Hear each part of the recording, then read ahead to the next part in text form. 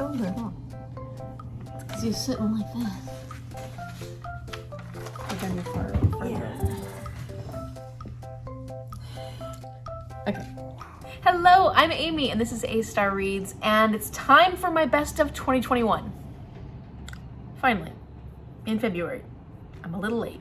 Okay, I'm a lot late. I'm probably the very last person who's done a best of video. And I hemmed and hawed about doing this because my January ended up being really busy.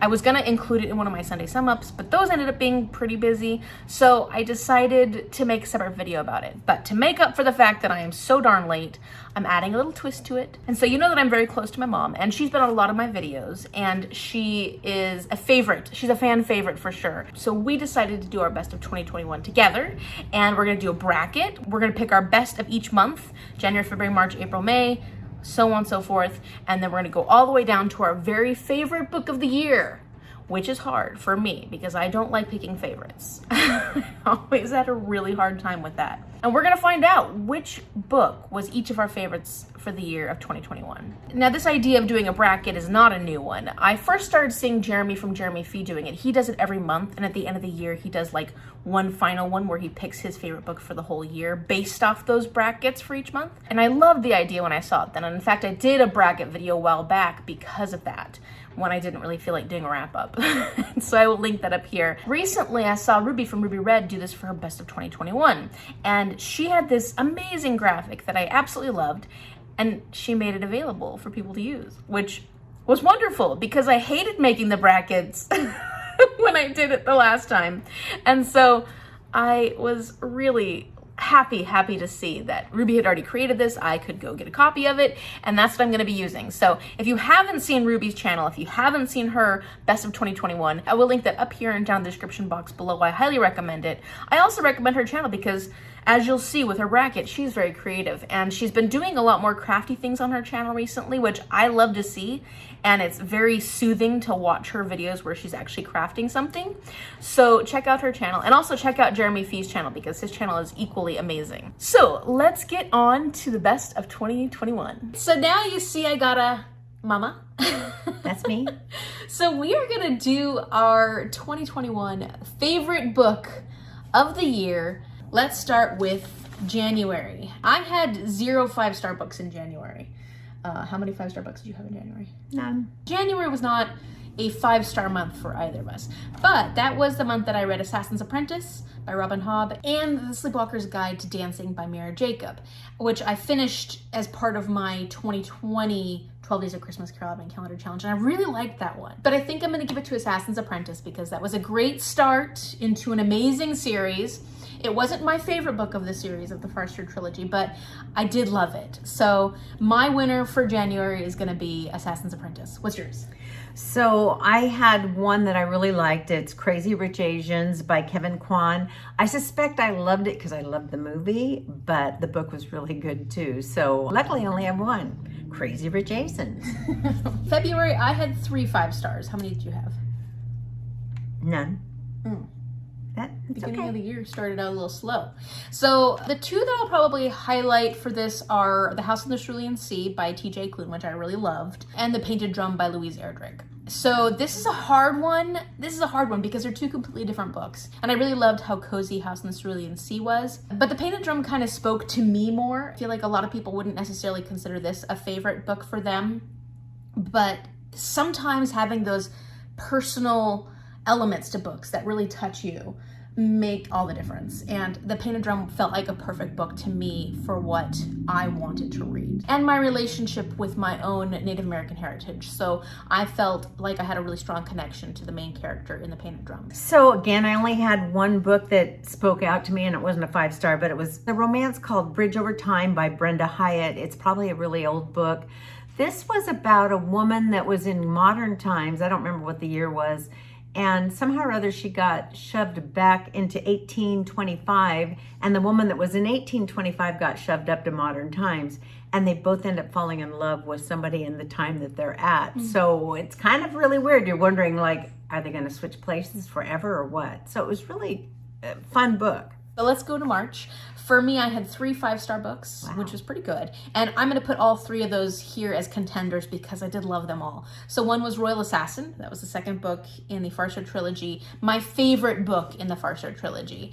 And then I had Einstein's Cosmos, which was a nonfiction book that just blew me away by Michio Kaku. Loved it. I really, really loved it. I was very surprised how much I enjoyed that one because I'm not really into physics as much. The Semi-Definitive List of Worst Nightmares by Crystal Sutherland, which was a surprising love for me because it was a YA contemporary, which I don't typically read, but it was so good. And I just loved all the conversations that came up in that. I loved the characters.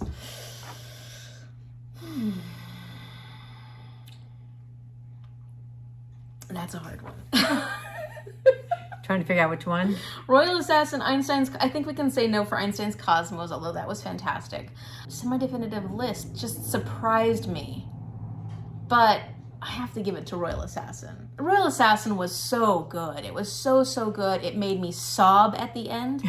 I was sobbing. Like, that felt like an ending book to me. I know it wasn't. I know it was the middle book, but it was like a perfect book. So I'm gonna have to go Royal Assassin.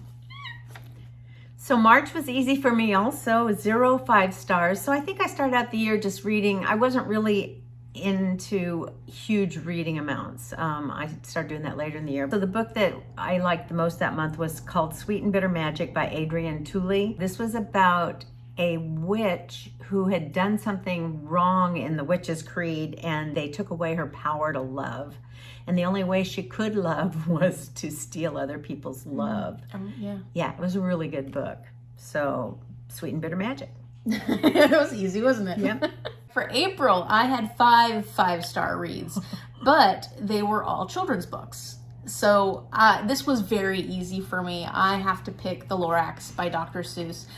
I loved that book. I had never read The Lorax before. That was another one that just made me sob. It made me sob, and I was like, I could never read this book to children because I would just cry the whole time. And I couldn't believe my reaction to that book. So The Lorax was the pick for April. I remember how much you loved that book. So actually in April, I had 2 5 stars. I finally got my 5-star book.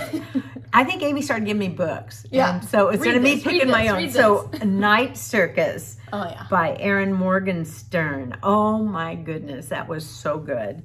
And I read another romance called Shield's Lady by Jane Ann Krentz. Enemies to Lovers sci-fi. And it was really good. But Night Circus wins.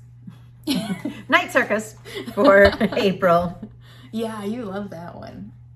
I loved it. Yeah, I really want to read it. I'm going to be reading it. I'll be reading it with Paige this year, so I'm excited. Oh, good. Yeah. So we are into May. In May, I had 2 5-star reads. Actually, I had 2 5-star reads, and I also read Station 11 by Emily St. John Mandel that month, which I did not rate because I wasn't sure how to rate it at the time. But thinking back on it, I don't know if I would give it 5-star reads, but it was such a compelling, important book that I felt like I should include it here when I just talk about these books. So I read Pride and Prejudice by Jane Austen. I also read Persuasion by Jane Austen, and then of course Station 11. So Station 11 is one where it hits so close to home because we're dealing with the pandemic, and this is like worst case scenario pandemic. And so there was a lot of feelings that this book brought up in me. Yeah. Pride and Prejudice, I gave that one a 5-star, but if I think about it now as far as comparatively to the other Jane Austens I've read, I really like Pride and Prejudice, but it's more of a nostalgia 5-star for me, I think, than it is if I were reading it having never watched the BBC series. I don't know if I would give it a 5-star per se. It's still great, don't get me wrong, but my favorite was Persuasion. And if I compare Pride and Prejudice Persuasion is a hands down, easy to determine 5 stars. And that is my winner. My winner for May is absolutely Persuasion by Jane Austen because I love that book so, so much. May, I started getting better books. I have 4 or 5 stars, but I was able to whittle it down when Amy and I first started doing this to Blowfly by Patricia Cornwall and Lost Apothecary by Sarah Penner.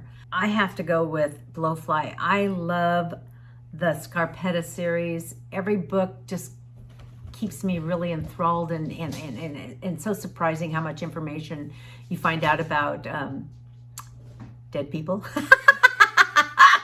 Blew my mind. So Blowfly. All right, Blowfly for May. Okay, June I had 5 stars, so it was a good month. One of them is a textbook though, so I'm not including that in my, because that's not exciting. But it was a good textbook. For this one, I'm gonna go with The Fifth Season by N.K. Jemisin or Homegoing by Yajasi. So I feel like I had read Homegoing before, so when I read this, I was like, there's so much that's familiar about it. And I was really confused about that one because I was like, I feel like I read this. They were both interesting for opposite reasons. The Fifth Season was a little hard to get into because it was so complex in the beginning and you don't know all the terminology and whatnot until you get to a certain point.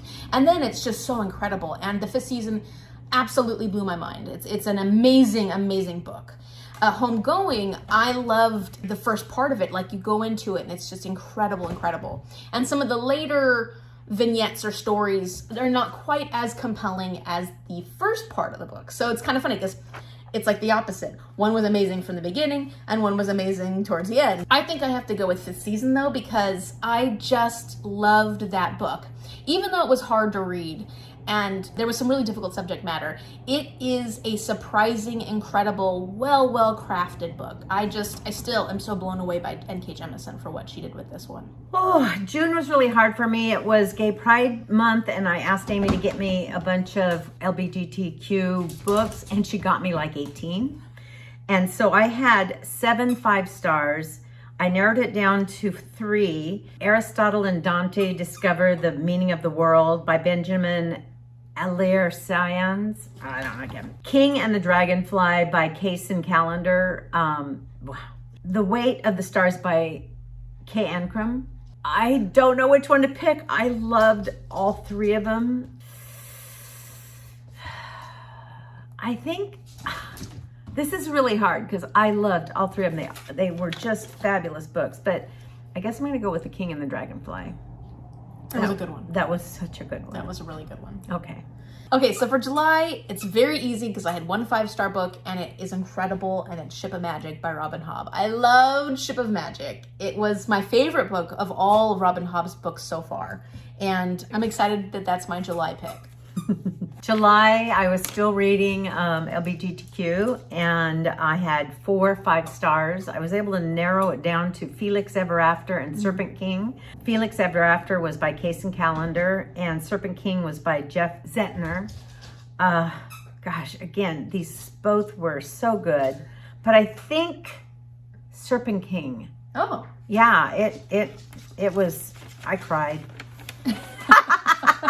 I've heard really good things about that one, Yeah. Serpent King. Okay, good.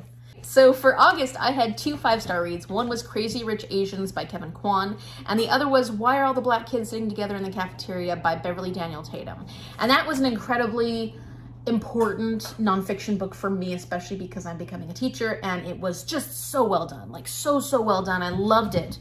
But Crazy Rich Asians, like, I have screamed the name of this series on this channel so many times. You've got to know that I'm going to pick Crazy Rich Asians for August. Absolutely. Hands down. No problem. We have the same book? Yeah. On our thing. So for August, I had 1 5-star, but it was fabulous. It was Cinder. After reading the book, I realized I had read it in the past. I don't know how long ago in the past, but I remember loving it back then. And then when I read it again, it was just like, oh my gosh, this book makes me feel so good. I mean, it's a hard book, but it's just such a good book. And that's by Marissa Meyer. Marissa Meyer's Cinder. Loved it. All right, September, I had 2 5-star reads, so that makes it easy to narrow it down. This is the not easy part, though, because one is China Rich Girlfriend by Kevin Kwan, which is the second book in the Crazy Rich Asian series. And the other was Dark Matter by Blake Crouch. I love China Rich Girlfriend so much. It was the perfect continuation of the Crazy Rich Asian series. I just think so much about that social commentary is just appealing to me, and not that I appreciate these communities of overly wealthy people. It was just, it's fascinating. But Dark Matter by Blake Crouch was such a surprise, and I loved it so much. It is a thrilling book. I didn't get a chance to read a lot of thrillers this past year, so like getting an opportunity to read a thriller, but then a thriller that was so good, it goes to Dark Matter. It goes to Dark Matter by Blake Crouch. It absolutely has to. September was a crazy month. I had 9 Ooh. 5 stars. Nice. But I narrowed it down to The Kiss Quotient by Helen Huang, Royal Assassins by Robin Hobb, and Dark Matter by Blake Crouch. And even though I love The Kiss Quotient and I loved Royal Assassin, I'm the same with Amy. Dark Matter blew my mind. We both were reeling that month. Hey, that's both of our September's picks. Dark Matter. That's a good month.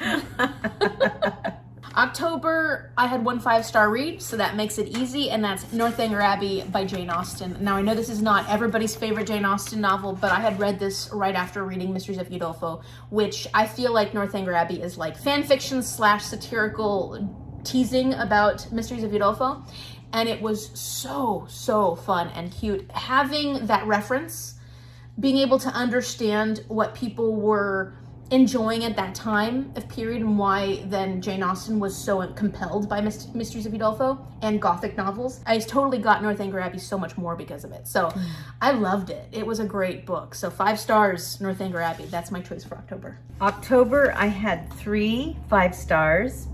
I narrowed it down to Misery by Stephen King. Oh my gosh. And House of Earth and Blood, Crescent City by Sarah J. Maas. So you're right, I did read that. I knew you had. Oh, this is a tough one because, you know, Misery just, it sticks with you and it kind of makes you feel awful. But House of Earth and Blood was so good too. But you know what? It's got to be Misery. Stephen King. You don't really remember House of Earth and Blood, do you? No.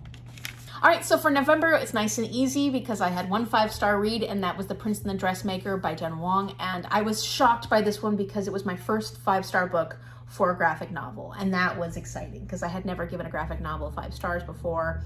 And it was so beautiful. I just raved. So I'm glad that's a choice for November. November, again, Amy must give me such good books. I had 8 5-star books. 8. But I narrowed it down to the same one Amy did, The Prince and the Dressmaker, astounding. Keeper of the Lost Cities by Shannon Messenger, and Tilly and the Book Wanderers by Anna James. This is a hard one because I feel the same way about Amy about Prince and the Dressmaker, but Keeper of the Lost Cities and Tilly and the Book Wanderers were really good. I guess I have to go with Tilly and the Book Wanderers. You loved it that much, I right? did love that. We're in December and I had 3 5-star reads, and this one's a little harder for me because one, I have Winter by Marissa Meyer, which was my second 5-star book that I gave to the whole Lunar Chronicles series. You got to see what was going on with all your favorite characters, and it was just a beautiful way to end the series. So I loved Winter, but one of the books that surprised me at the end of the year was The Accidental Apprentice by Amanda Foody. And this was a middle grade book, and I really loved it. So I don't know how to pick between these two because I was so surprised by The Accidental Apprentice, and I can't wait to continue on that one. That's the beginning of a series. And then we've got Winter, which is the end of a series. I don't know. I don't know either.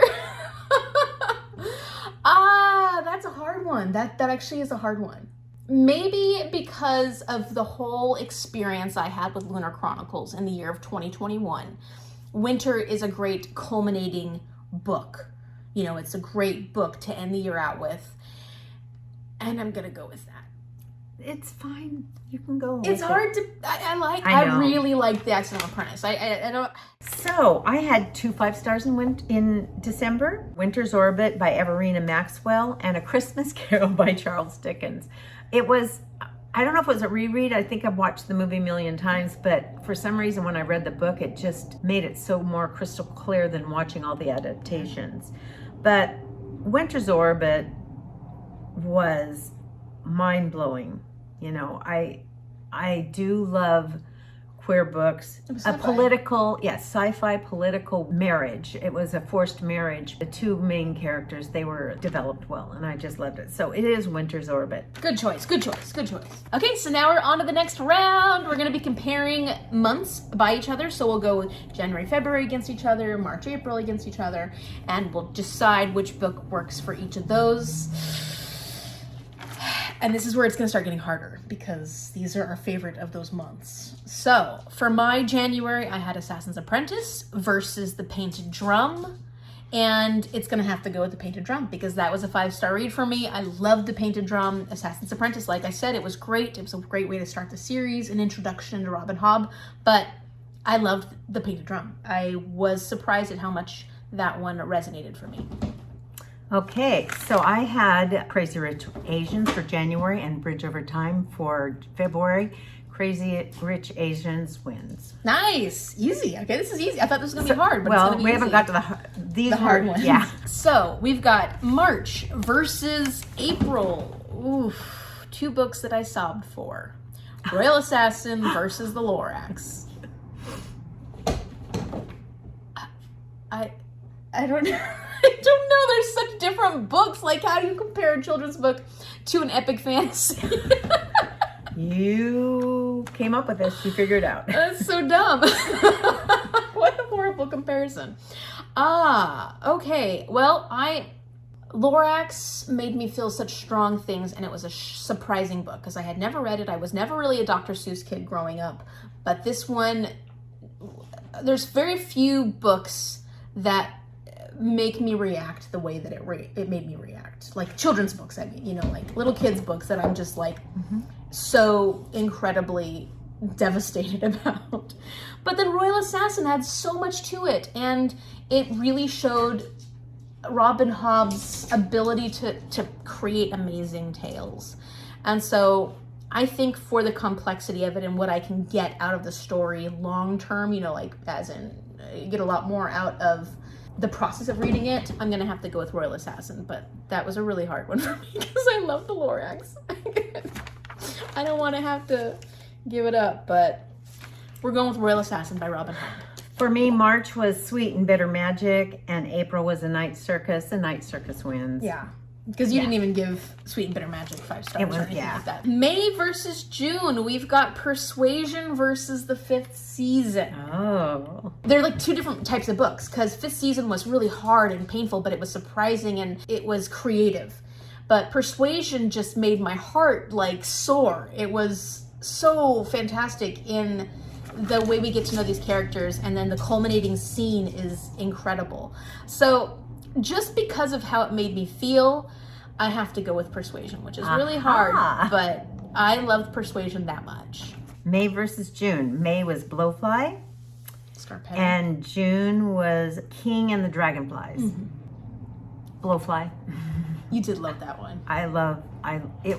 It brought me back to Patricia Cornwall. I hadn't read her for years, and now I want all her books. So then we move on to July versus August. For me, that is Ship of Magic by Robin Hobb versus Crazy Rich Asians. Oh, wow. That's rough. Because that's my favorite Robin Hobb book. Favorite above Royal Assassin, which makes me upset that it's paired with Crazy Rich Asians because, like, Royal Assassin's going to move forward. And sadly, Ship of Magic is not, because Crazy Rich Asians was one of my favorites. Like, that is not fair. That's not fair. That's Well, terrible. I mean, we don't know which ways you can do this. We decided month to month. Ugh. So July, August. So July was Serpent King, and August was Cinder. Ooh. I loved Cinder, but I really liked Serpent King. Yeah. I think that I got to stick with that. Okay. Serpent King it is. You did really enjoy that one. I remember you crying. I remember her crying a lot. All right. So now we've got September versus October. For me, it's Dark Matter versus Northanger Abbey. And as much as I like Northanger Abbey, I love Dark Matter. I love Dark Matter. This is no question. I love Dark Matter. It was so freaking good. September was Dark Matter. October was Misery. I'm with Amy. Dark Matter wins hands down, which is so funny because we both have Crazy Rich Asians as Dark Matter. And our last month pairing is November versus December, which gives us Prince and the Dressmaker for me versus Winter. Wow. Okay, that's hard. You always get the hard ones at the end. I do. Prince and the Dressmaker was really so surprising to me because it was a graphic novel that I just fell in love with, and I just loved everything about it. I really, really did. I was so impressed with it. I was impressed with the artwork. I was impressed with the message that got across and how it was portrayed. I loved Prince and the Dressmaker. But Winter, like I said, it was that end of a series that was so amazing, and I shared that book with so many people in the Lunar Along. So like it was the whole experience that was incredible. This is so awful. Why do we do this? I don't know. Gosh. Oh. I gotta go with Prince and the Dressmaker. I know it's shocking because I do love Marissa Meyer. I loved my experience reading it with the group. And it won't ever go away. No. You'll always have it, no matter what you choose here. But as far as the book that, it has to be Prince and the Dressmaker. I love that one so much. Okay, your turn. So November was Tilly and the Book Wanderers, and December was Winter's Orbit, and Winter's Orbit wins hands down. I was immersed in that story. That was a good Christmas present. Yes, thank you. Okay, so now we got our next pairs. We've got 6 pairs that we're going to be comparing and picking our favorites from those ones. The first one is The Painted Drum versus Royal Assassin for me, and I think I have to go with Royal Assassin. I think that emotionally that one was really exciting, devastating. I gained my love for the Fool in that one, and I just thought that it was such a well done book in that series. I really did love it. So I have to go with Royal Assassin, and that's a hard choice though because I really did like Painted Drum. But I'm running into the same thing. I have Crazy Rich Asians and I have Night Circus, and I loved both of them. Night Circus was a gripper, but Crazy Rich Asians was fun and delightful and made me feel really good. So actually, I think I'm going to go with Crazy Rich Asians, even though I love Night Circus. All right, my next 2 pairings are Persuasion versus Crazy Rich Asians. What the heck is this? Oh no. Oh man, Persuasion, well, I just loved it. It gave me all the 5-star feelings. And that one scene, if you've read Persuasion, you know what scene. That scene was so much, it was everything for me. But Crazy Rich Asians is the beginning of one of my favorite series now. It's become one of my favorite series. I loved so much about that. It's funny because I'm kind of comparing Jane Austen versus a book that could be considered sort of a retelling of a Jane Austen, you know, type of book. I just loved Crazy Rich Asians. It was so extravagant, it was so ridiculous, and I loved it so much. So I've got to go with Crazy Rich Asians. I just do. Okay, so my next 2 again are Blowfly and Serpent King. Blowfly Scarpetta versus Serpent King, the Crier. I gotta go Blowfly. Wow, you loved it that much. I loved it that much. It was like an old friend, coming back to an old friend. Okay.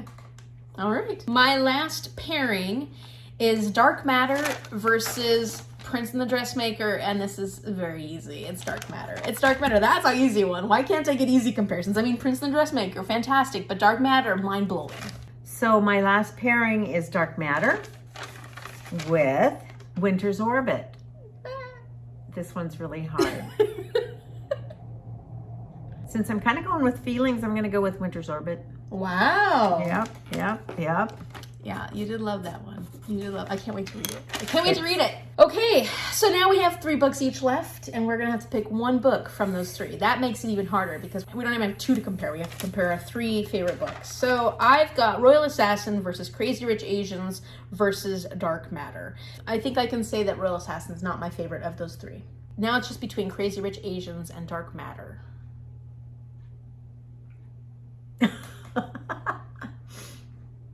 I mean, I'm glad it came down to these 2 because, to be honest, these are probably my favorite books of the year.